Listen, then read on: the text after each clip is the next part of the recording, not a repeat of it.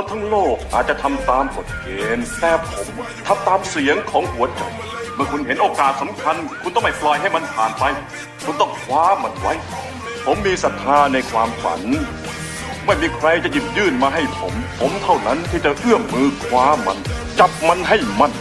และทำให้มันเป็นจริงI'm gonna show